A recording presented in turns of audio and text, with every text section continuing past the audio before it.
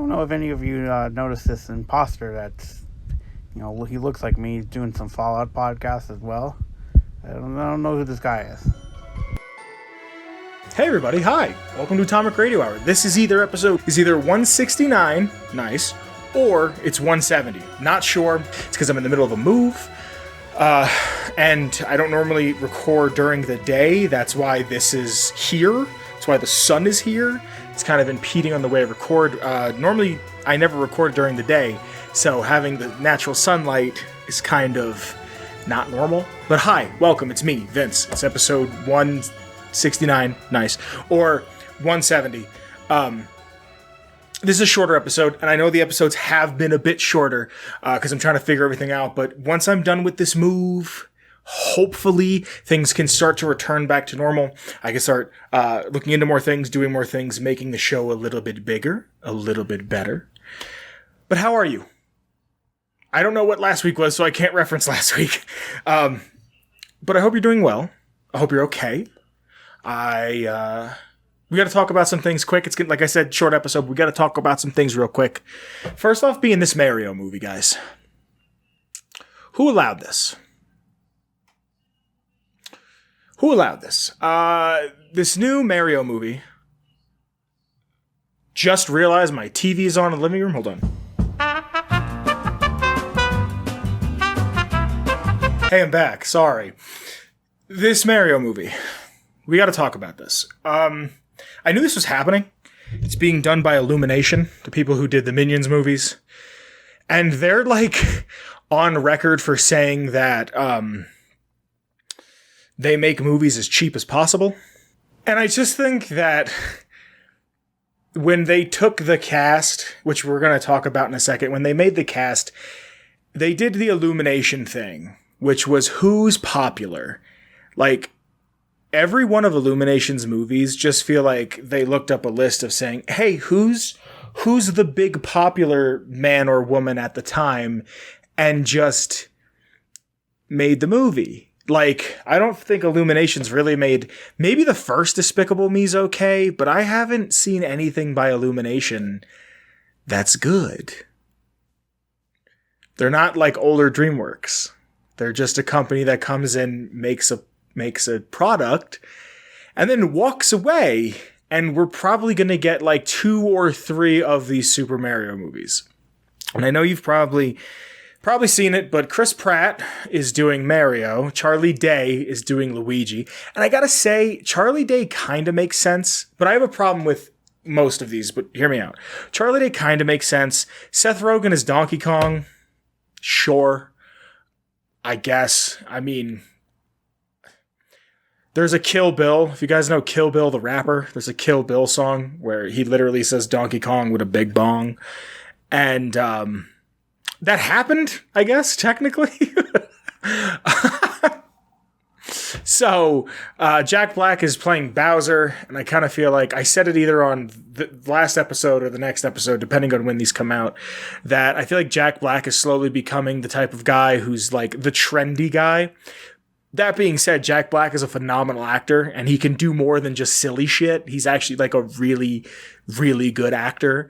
The chick with the really, really far apart eyes is playing Princess Peach. Keegan-Michael Key's playing Toad. Fred Armisen is playing somebody. I don't remember who. Most of the pictures should be here somewhere of who's playing who. I like Fred Armisen a lot, actually. So, but here's my thing. Charles Martinet is supposedly doing voices in the movie. Charles Martinet should have done Mario. That's just kind of where I'm at.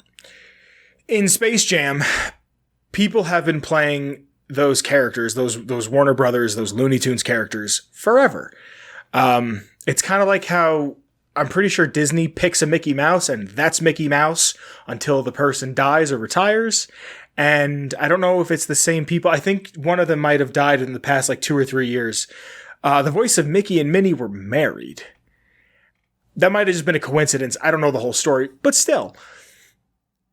Charles Martinet should have done Mario. You want to have Jack Black and Charlie Day and Seth Rogen, and I can't think of her name. I think it's Anna or Anna something who's playing Peach. Who's Yoshi? Is Daisy going to show up? Someone's playing a Lakitu, I think. I saw a meme of Anthony Fantano playing a Lakitu. Charles Martinet should have done it. You have these people that do these voices, that are known to do these voices, that do these voices really, really well, and it's the reason why they continue to get paid. But then they just get a celebrity because, a celebrity puts an ass in a seat. And when I said this to Kyle goes, yeah, but Ben Schwartz did Sonic. Yeah, but Sonic's had over the past... In Sonic's pretty much entire lifetime, Sonic has had like 7 or 8 different voice actors. One of the best being Jaleel White. And I watched an interview with Jaleel White talking about Sonic, his voice, and like the idea that he put behind Sonic of saying like he wanted to make his voice as androgynous, I guess, in terms of like race, because he was like, I'm a black dude, Sonic is blue. What does that sound like? Like that, like he put thought into that. Ben Schwartz did a fine job as Sonic. I like Ben Schwartz Sonic. But like I said, the Sonic voice I grew up with was not the Sonic voice after that. It was not the cartoon Sonic. It was not Ryan Drumming, I believe is his name. I'm probably getting that wrong.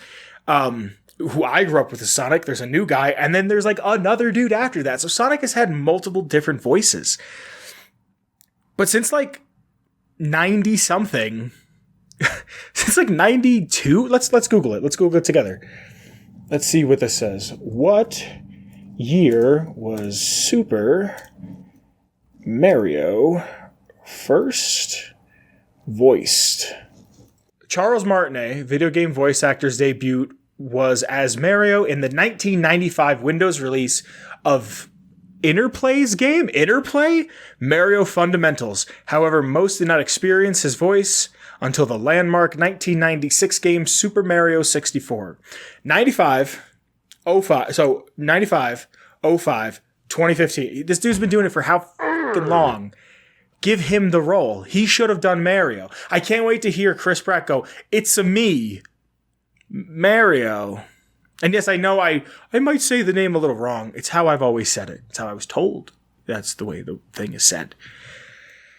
But an Italian plumber from Brooklyn. You know what I hear when I hear an Italian plumber from Brooklyn? I hear, hey, over here, we gotta do the fucking thing with the bagels and the gabagool, the spaghetti and the meatball. That's what I hear. Not Andy from Parks and Rec. And I saw a lot of memes about how it's like, oh, when you get an Italian character, you can't get an Italian to play them. And like, I get it's a meme, but like, how come like Italians are like one of the only people you can make fun of? How come you can only make fun of us? You know, I don't know. I just think it's a little funny. A lot of Italians don't even consider certain parts of southern Italy to be Italy. They don't consider them Italians. They consider them Africans. They don't consider them black, as far as I know, but they consider them Africans. That's just the thing that I know. So yeah, this movie is going to be dog shit. And I don't even think it's going to be fun dog shit. Like the way the Sonic movie I thought originally was going to be. The first Kyle and Vince Likes Things was originally called Kyle and Vince Go to the Movies because we saw Sonic and loved it. And we made a whole thing about it. And now we're getting a Super Mario movie. Cool. The first one sucked. So we're making another one. And it's by a company that sucks. So let's see. Maybe I'll like it. Who knows? Maybe they'll get a decent writer and they'll do something with it. But why not? Like, everybody is finely voiced except for Mario, in my opinion. But Charles Martinet will be there in some capacity. Let's see what Charles Martinet has done. WarioWare, Mario Golf, Paper Mario, the new Super Mario Brothers, WarioWare Gold, Google Translate as Waluigi. Okay, that's fun. Odyssey, Grossology. Paul the Butt Crack Plumber. That's fitting. Herbie races again as Mario. I wonder if that's like actually like Mario-ass Mario. Superstars. Mario Run. Mario and Sonic at the Rio 2016 Olympics. Hold on, I want to find it. Because nobody ever believes me when I say it. Get the hell out of here. It's not here. Elder Scrolls V Skyrim as the voice of Parthenax. Ugh. All right, brought it back to Bethesda. So this movie's going to suck. I'm calling it now. Taking bets. I just genuinely don't think it will be good. I don't. I'd love to be proven wrong. This is a franchise that I love. It's a franchise that's beloved. It's arguably the most recognizable video game franchise ever. And it's going to be brought to the masses, and I hope it's good. I don't think it will be, but I hope. That's all you can do in these trying, tumultuous times, is try to hope. Since I'm not going to get another chance to talk about it, and because I'm going to be out of the loop for at least 2 weeks on the news, because I don't know when this is coming out, if you're in the Discord, please join the Discord. If you want to hear any lore from the Fallout series, in the Discord below, there will be, the link in the description below is the Discord. That makes sense in some capacity. If you want to join the Discord, check the description. Once a week, I ask a question. I got to put new rules on the questions. But I asked a question. This week's question was cookie related, inspired by our pal Kyle. Someone picked the lore. But in the Discord, Kyle has a new text chat called Papa's Gaming News. And there's a bunch of stuff that I want to talk about real quick. Just not a lot, just stuff that seems interesting to me. There was the Nintendo Direct recently that a lot of this is coming from. Kirby and the Forgotten Land is going to be an open world Kirby game. We haven't had a good Kirby game in a while, as far as I'm concerned. And I hope this is somewhat of a return to form. KOTOR is going to be on the Switch. I made this prediction like a week ago, or 2 weeks ago, or 3 weeks ago, depending on when this comes out. But coming to the Switch online is going to be N64 games and some Genesis games. Some Genesis games being Castlevania Bloodlines, Contra, Echo the Dolphin, Restar, Phantasy Star, Sonic 2, Streets of Rage 2, Strider, Golden Axe. If you're into old school Sega, great. They're also bringing some 64, like I said, Super Mario 64, Mario Kart, Star Fox, Yoshi's Story, a Japanese game that I don't know, Dr. Mario 64, Mario Tennis, Zelda Ocarina. And then I even called this. I didn't know this was happening, but I called this in the time when I was making fun of Nintendo. I think it was like episode 168. N64 and Genesis controllers revealed for the Switch. And I remember I went like this. They're doing it. They're just gonna go off your nostalgia. Don't download the ROMs. Do not download ROMs on your computer. It's illegal, then it's wrong. Pay us this money for this and buy these controllers and whatnot. Whatever. Old man Nintendo, they're going to do whatever they want because they got stupid money. I can't say yes, no, and or maybe to any of this.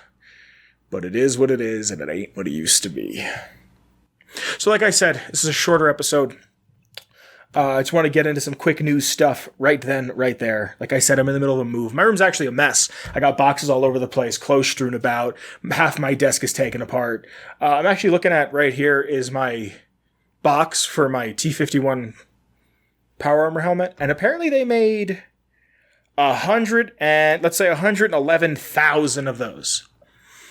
Because it says on the box C/NO- which is blank of 110800. So 111,000 of these Power Armor helmets.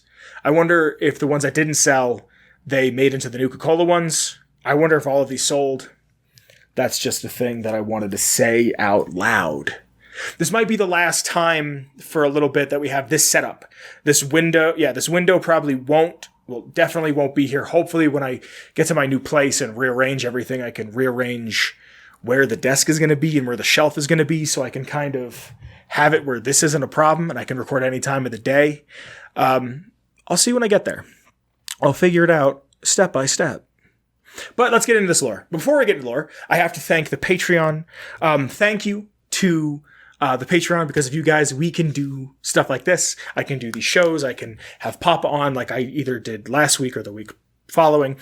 And I can do other stuff. And once I kind of get settled, I've been kind of dealing with this move. Hopefully after this move, I can have hour-long episodes again. I can get settled. I can work on projects. I can do things. Once that's all taken care of, I can get back to hopefully bringing the show to the way it needs to be. Olive left it like probably, I mean, the only way she could have left at a worse time is if she would have left like now. But it wasn't a great time for her to go. But that being said, let's thank the Patreon. First off, we have to thank the OG Noah. Thank you, Noah. After Noah, we have to thank Danny. Thank you, Danny. After Danny, it's Marcus. Thank you, Marcus. And after Marcus, we have to thank Bones Jones. Thank you, Bones Jones. Like I said, because of you guys, we get to do this. But for this week's lore, again, comes from the Discord. I asked a question. Like I said prior, it was cookie related. I asked, I'm thinking of a cookie. Well, Kyle was thinking of a cookie. First person to guess the cookie wins. We had some entries, but the person who won was Red Conker with Snickerdoodles. Apparently not a lot of people knew what Snickerdoodles were. I grew up on them shits, and they slap. Not even that big on cinnamon, and they slap. So if you'd like to hear any sort of lore, make sure you're in the Discord Monday, Tuesday, Wednesday. I will ask a question. It'll be a guessing game. First person to get the question right gets to pick a lore for the week. And this week's lore topic, chosen by Red Conker, is Lily Bowen from Fallout New Vegas. Now, Lily is actually one of the older characters in the game. She's about 206 years old, I think, 205, 206, 4, 200, something like that. She's born in 2078, 203. She's 203. Born in 2078. She's born just after the war, and she lived in Vault 17. The Unity, and or referred to as the Master's Army, raided it in 2153. At 75 years old and a grandmother of 2, she was dragged out by the super mutants and saw natural sunlight for the first time. She was taken to the Mariposa military base and dipped in the vats of goo, the FEV. She came out as a Nightkin and was either an assassin or a spy, and Tabitha was her squad leader. That's the thing that goes really... I mean, I guess it's not super underrated. I think a lot of people talk about it. New Vegas, just how everybody's kind of connected. Like, Lily's connected to, like, 5 different people, like, just by talking to her. I like that a lot because the world feels like one whole piece where everything's kind of incorporated. It almost feels like living in a small town where everybody knows everybody. When Lily was near Calumet, she found Daisy Whitman's crashed vertibird and used one of the rotor blades to make her sword. During this time, she started to develop schizophrenia. Schizophrenia or schizophrenia? I'm going to say phrenia, because I think that's how Marcus says it in the front of Jacobstown. A voice named Leo told her how to fashion the blade into a weapon. After the destruction of the Unity and the Cathedral was destroyed, as well as the death of the Master, she wanted to go home. Now, it says on the wiki that she did not like the Master, and I want to look that up real quick. She actually, if the courier can ask, who was the Master? And Lily would say, oh, he was a nasty man, dearie. You don't want to know about him. He was the one that made the super mutant army that I told you about. That's neat. She eventually made her way to Jacobstown. The Night Stalkers developed a stealth mutation and started attacking the Bighorners. And this is because they got into some stealth boys. It's like the intro quest when you get to Jacobstown. Jacobstown is a great... I don't know if I've ever done the lore on Jacobstown. I know I've done the lore on Marcus. But I love Jacobstown. I love the location. I like the snow. I just really, really like the idea of that area. If the courier gets involved with this quest, the Bighorners, the Night Stalkers, Lily will like to get involved as well. While living in Jacobstown, she has been receiving treatment for her schizophrenia from Dr. Henry. And I believe Dr. Henry is an ex-Enclave soldier, which I really want to do a lore segment at some point about the remnant Enclave soldiers that you go on the whole, I always say it wrong. I think it's Aud Sing Lang, Odd Sing Long or something like that. It's the New Year's song. It has a name, and that's its name, and I don't know how to say it, but it's Arcade Ganon's quest, his quest line, or the end quest, I believe. She has schizophrenia because of her excessive stealth boy use. This has manifested into a voice named Leo with her antipsychotic drugs. So the mixture of the drugs and the schizophrenia has developed Leo.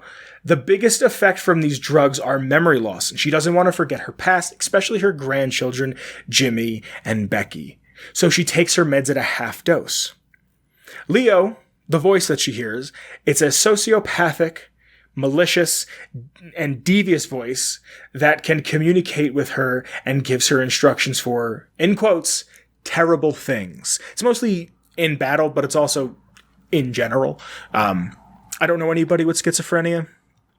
I'm kind of happy that I don't, I guess, is a thing to say, because it means no one I love has it. But it's a debilitating disease. Like I said, I don't know much about it, but to like not know where you are. There's actually a really big community of schizophrenic people on YouTube. If I remember correctly, I remember watching like a documentary or something, like a YouTube documentary on just like people with schizophrenia and on YouTube. But Leo, again, he doesn't like to be referred to as just a voice in her head. Leo is very different from Lily. Lily is friendly, helpful, and pleasant. Leo, like I said prior, is a sociopath. He's malicious, and he's devious. Lily doesn't like to use guns, but still will if instructed. She claims that Leo likes bladed melee weapons. Lily asks for Doc Henry's permission to help with the Nightkin's schizophrenia, even after the doctor told her about the likelihood of permanent brain damage. So, I like to believe that through her schizophrenia, through her Nightkin mutation, there is still someone in there that is a good-hearted person. I once worked with an older lady. She was in her mid to late 60s. I want to say mid-60s. Maybe 64. Mid-60s. And I asked her about having grandkids, and she told me, she goes, it slows you down. In a good way. Like she said, you have kids and it slows you down, and then you have grandkids and it slows you down. So I just like the idea of Lily kind of being this slowed down Nightkin that just kind of got thrown into this new thing. She was kidnapped. Like she didn't want to become Nightkin. She just was like, all right, here you go. If the courier helps Doc Henry with the cure, Jacobstown will prosper. If the courier convinces her to continue taking the meds at half dose, she will eventually leave Jacobstown to find the remnants of her past life. So there is still something there that wants to know.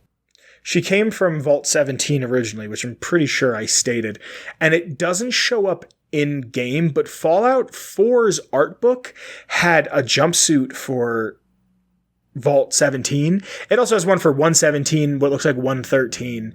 They could have just been throwing numbers on them. I just thought it's interesting. I wanted to talk about it because there is no technical in-game canon for where it is, what it looks like if there was an experiment or anything, but there is some kind of official art, even if it's not like official or matters or means anything. If she takes the full dose of her medicine at the end of her quest line, I don't think I've ever done Lily's quest line, to be honest.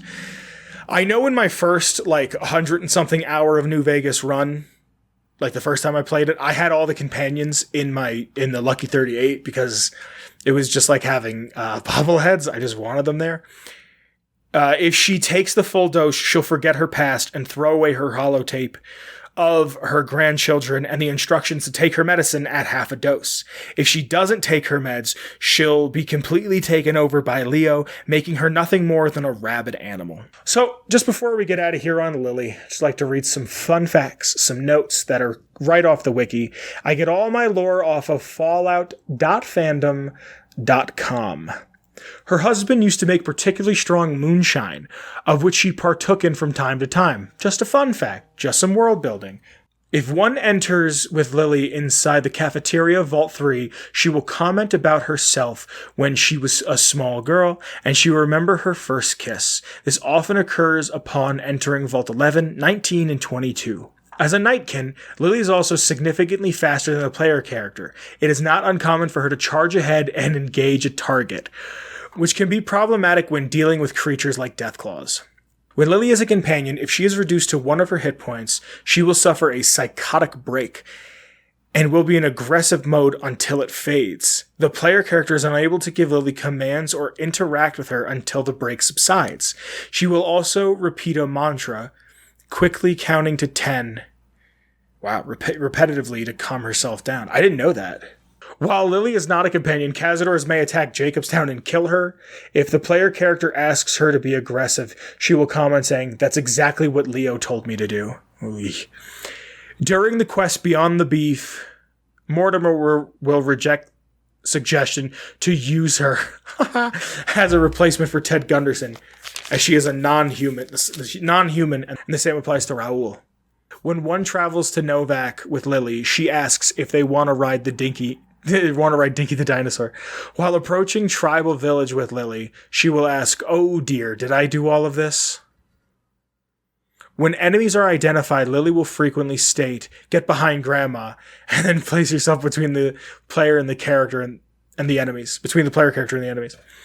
When crouched, Lily enters her own sneak mode, when she activates a permanent stealth buoy until the player character stops sneaking. When in this mode, it's hard to see Lily in front or between the player character and an opponent, and one can frequently shoot her accidentally because of her tendency to stand between the courier and the enemies.